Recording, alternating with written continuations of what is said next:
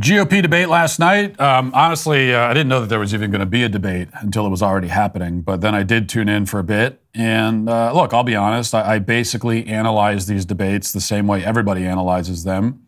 And you will generally like the performances of the candidates that you like, and you will dislike the performances of the candidates you dislike. And so that's really what every pundit is saying when they're offering their analysis. They may use more words to say it, but it's really just, I liked this person I like, and I didn't like this person who I didn't like. And to that end, I thought DeSantis performed well. I thought he proved again why he would be a fantastic president. He was thorough, reasonable, articulate, thoughtful, competent. Admittedly, again, I already thought that going in. And then I watched the debate, and DeSantis was DeSantis, and I approve. I thought Nikki Haley, on the other hand, was shrill and insufferable and just awful all around. I thought Tim Scott was whatever, a big meh. Well, that's not true. Tim Scott did have one moment. He doesn't have a lot of memorable moments. He's like designed to never have a memorable moment. That's his whole strategy, for better or worse, mostly for worse. But he did have one notable moment, one moment to remember. Here he is calling for us to attack Iran. Let's watch that. You have to strike in Iran. If you want to make a difference, you cannot just continue to have strikes in Syria on warehouses. You actually have to cut off the head of the snake, and the head of the snake is Iran and not simply their proxies. In order for us to have a powerful response from America, we have to be in a position of strength. As President of the United States, my foreign policy is simple.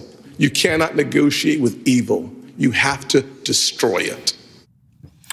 Okay, so there you go. That was one notable moment from Tim Scott, a memorable moment. Unfortunately, memorable for all the wrong reasons. He's casually suggesting that we set off World War III, essentially calling for the deaths of millions, because that's what World War III would mean.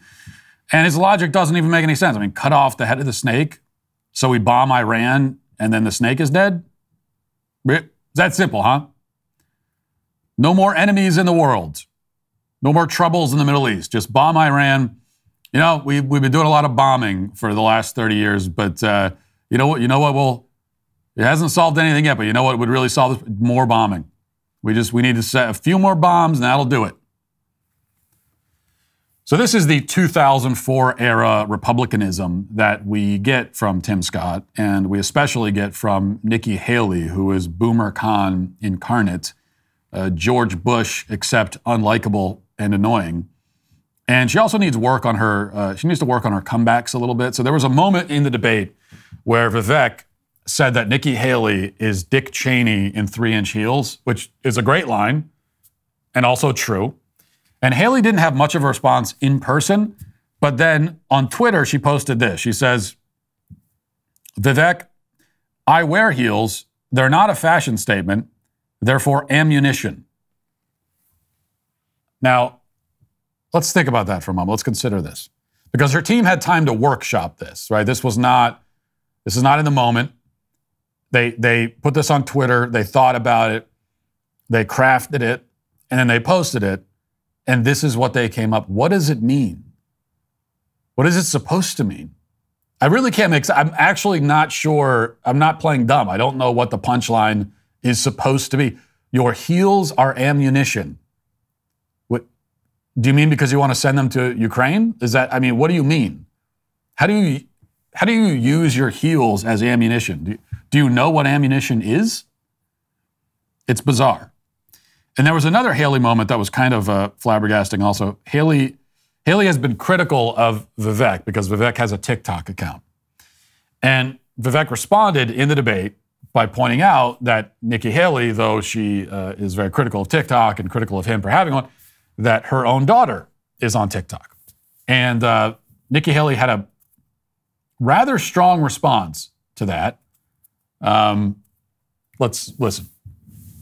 Mr. Ramaswamy, we've talked about this. You campaign on TikTok. How do you get TikTok banned if you use it? Well, I want to laugh at why Nikki Haley didn't answer your question, which is about looking at families in the eye. In the last debate, she made fun of me for actually joining TikTok while her own daughter was actually using the app for a long time. So you might want to take care of your family first. Leave my daughter out of your voice. Your adult daughter. The next generation of Americans are using it. And that's actually the point. You have her supporters propping her up. That's fine. Here's the truth. You're just the easy scum. answer is actually to say that we're just going to ban one app. We got to go further. We have to ban any U.S. company actually transferring U.S. data to the Chinese. Here's a story most people don't know. Airbnb hands over U.S. user data to the CCP. Now, that's a U.S.-owned company. So this is the problem when you have Republicans that temporarily go the way the winds blow, and now it's popular to talk tough on China. When she was UN ambassador, called them literally, her words, not mine, our great friend. You can't be fair weather fans of the right policy. Get to the root cause. Even U.S. companies in Silicon Valley are regularly doing it. Cut the virtue signaling. The fact of the matter is Democrats are on TikTok today. The only person, one of the few people who is putting up content the way the actual algorithms work, speaking for pro-Israel views or others, is Ambassador me. Haley, more Republicans will join it. But stop U.S. companies from turning over data to Chinese companies. That's the real answer, not the virtue Kristen signaling. don't get to... Okay, so maybe you heard her say there, you're just scum. You are scum. Now, first of all, Vivek's point is valid. It's a valid point. And this kind of faux outrage is pretty absurd. This thing, I roll my eyes at it. This thing where we pretend that it's way out of bounds to ever mention a candidate's family member under any circumstance. Leave the families out of it. Never mention the family. Come on. He was not attacking her daughter. He didn't criticize the daughter. He's making a point that involved her daughter, which I think is fine. And it's a valid point. You know, and these politicians, like they bring their families up on stage, right? They show their families up. And then if anybody even mentions the family, they go, how dare you? Don't mention. This is none of your business. What do you got them up on stage for? Like, clearly you want it to be people's business. You just want people to say certain things. Now, I don't think that you should be attacking the child of a candidate unless they become an actual surrogate for the, if the child who's an adult becomes a surrogate for the candidate, well, then that's fair game. I don't think Nikki Haley's daughter is a surrogate. But there's nothing wrong with mentioning her existence in the process of making a point. Give me a break. And it certainly doesn't justify calling somebody scum. I mean, scum? That's Haley is ruthless towards Vivek, right? I mean, absolutely ruthless. Here's my question. Have you ever heard her speak that way to anybody on the left? Because I'd almost be okay if this was kind of how she is, and she's just coming out, launching like she will. If you come after her, she's going to rip you to shreds. She goes after her opponents, tears them apart. If that was kind of her way of doing things, then I still don't think it's appropriate to call somebody scum in that context, but at least it would put it into context a little bit. But she never did. When have you ever heard her say anything close to that about somebody on the other side? Scum? Has she ever called a Democrat scum? Ever called anyone on the left scum?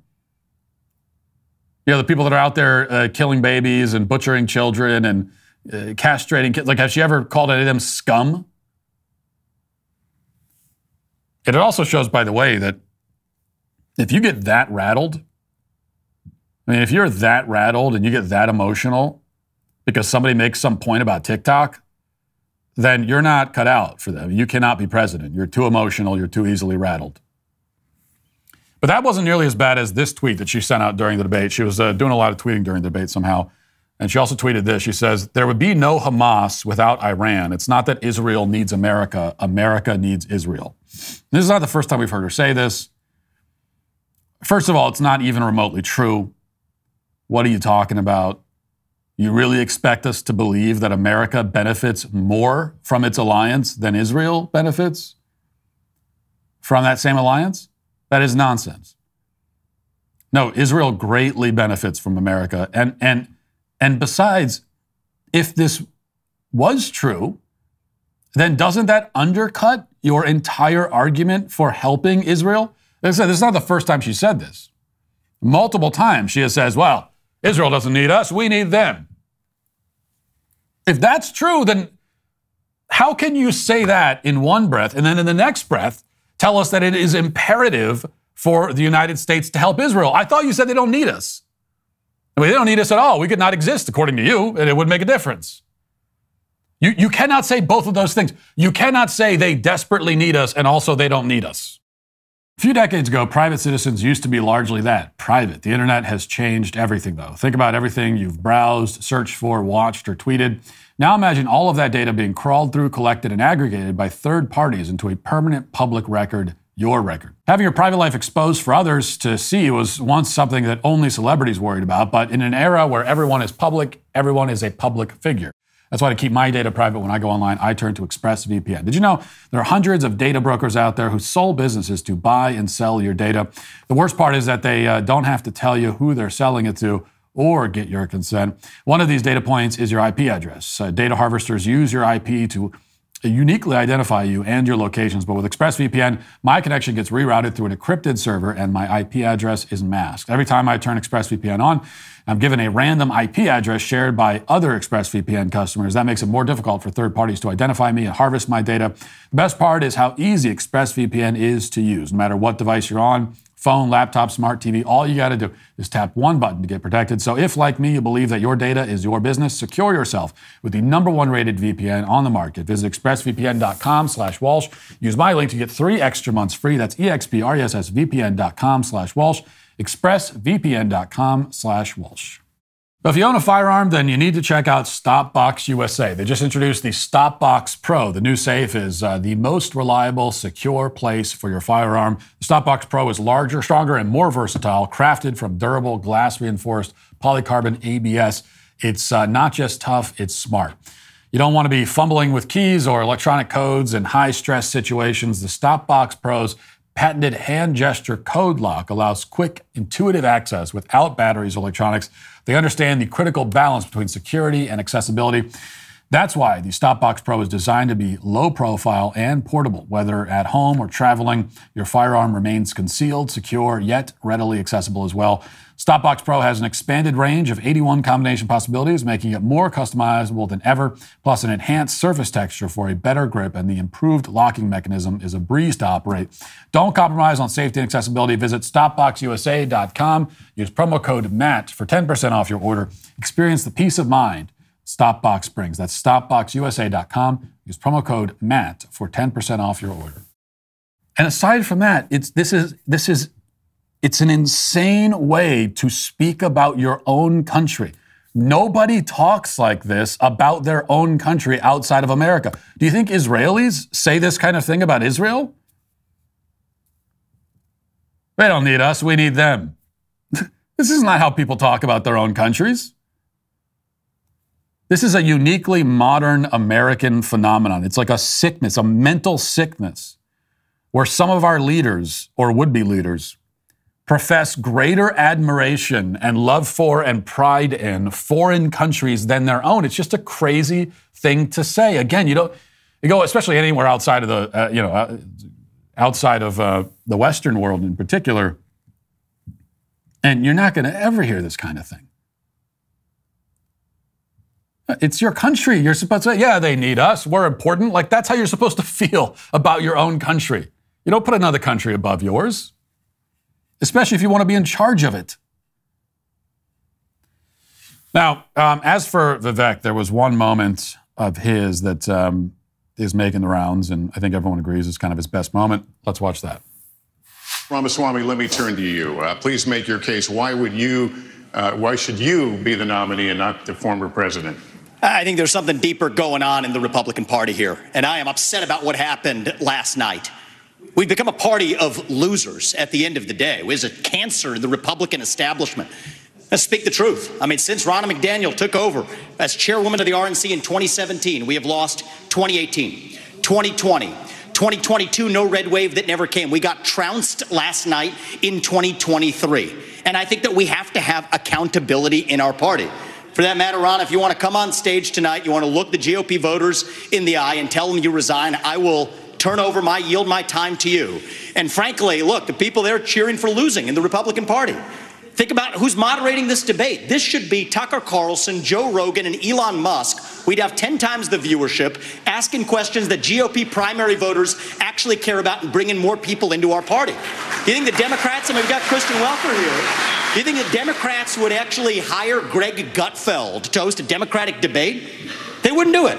And so the fact of the matter is, Kristen, I'm going to use this time because this is actually about you in the media and the corrupt media establishment. Ask you, the Trump-Russia collusion hoax that you pushed on this network for years, was that real or was that Hillary Clinton made up disinformation? Answer the question. Go. Mr. Roberts. Sorry. This is how we get our country back. We need accountability because this media rigged the 2016 election. They rigged the 2020 election with the Hunter Biden laptop story. Mr. Ramaswamy, and they're going to rig this election. Your time is up. Accountability. Let me turn to That's Governor Christie. So it's a great moment. And no matter how you feel about Vivek or whoever you support, you have to admit it's a good moment. Exactly what needs to be said, going on offense, attacking the Republican establishment, the media, which is what needs to happen. But doing it, let me actually clarify that, because attacking the Republican establishment and the media, that's easy. Everyone does that, okay? We just in broad terms saying, oh, the establishment and the media, they're so mean. That's the kind of thing that everybody says, and every Republican says. Even Republicans in the establishment will say things like that. But what they won't do most of the time is name names, first of all. So they'll speak in broad terms about the Republican establishment, but you'll notice that it's like the establishment is this amorphous organism, sort of. It's like this blob-like thing out there, and it has no name or face, and that's how we talk about it. No, the establishment is comprised of actual people, and you should be calling those people out, calling them out to their face. Ronna McDaniel was in the audience. Vivek called her out, called out the media. Again, you can call it the media in general. Everyone does that. Or you can put them on the spot. Specifically. We're on NBC. Call out NBC specifically. It's exactly what should happen. And he's absolutely correct about Ronna McDaniel, by the way, the RNC chair. She has been a disaster. Loss after loss after loss under her tenure. It is, speaking of insane, the fact that she still has a job. But here's the thing. She mostly escapes criticism because Trump endorsed her. She is Trump's pick, which again shows that Trump he still absolutely sucks in the personnel department. He hasn't gotten better at that. But because he backed her and continues to back her, even as she fails in every conceivable way, even many of the people who normally would be eager to criticize establishment figures like Ronna McDaniel will not criticize her because she's Trump's person. What are her successes? Can you name one? Name just one. Like, can you fill in the blank? Ronna McDaniel has done a great job with what? With anything. Is there anything that she's done well? Or even serviceably? Like, has she done a serviceable? Ronna McDaniel has done a serviceable job with fill in the blank. You can't do it. So all that was correct. And this is why ultimately Vivek, if anybody wins the debate, it's Vivek. And I know you might say, if you watch the whole debate, you'll say, well, there are other great moments that, this was just one moment. Doesn't matter. The other moments don't matter because this is the moment people are talking about in the next day. Like, in a debate, there's going to be one or two moments at most that people talk about once the debate is over. Rarely is there going to be a moment that they talk about like a day after it's over, or 2 days after. Whoever gets that moment wins. It's as simple as that. I mean, debate should be more substantive than that. There should be more to it than that. You know how I feel about the way these debates are conducted in the first place. And the fact that it all boils down to these clippable sound bites and stuff, it shouldn't work that way, but it does right now. And that's especially the case because Trump isn't there. Ultimately, the debates, unfortunately, probably don't matter. I don't think they make much of a dent in the polls because Trump is the guy out ahead. And in order to take some ground from him. You got to land some blows on him. But as we've discovered, it's just hard to land a blow if he's not there, which is why he's not there, obviously. But if there's any way to win, if there's any way to, make something out of the debate and have it help your campaign, then you have to have a moment. You could have a good debate and have great answers and everything is fine and that's okay. And then it doesn't hurt you, but you leave and you're just sort of, it's like it never happened. It might as well have not happened. But if you want to have it actually help you, then you need to have a moment. And really, most people will say, well, you got to watch the debate to know who won it. I think if anything, you need to not watch the debate to know who won it. It's the person who wins it. It's like, what are the clips that are circulating the next day? Who are people talking about? You go to Twitter, you go to Facebook or whatever, who's all over the feed. That's the person who won. It doesn't matter what else happened. Like the rest of it doesn't exist anymore in the public mind. It might as well have not happened. It doesn't matter. I'm not telling you how I think it should be. I'm just telling you how it is. And so I go on Twitter last night, and Vivek is pretty much the only person anyone's talking about from the debate because of that moment and a couple of others. So he wins.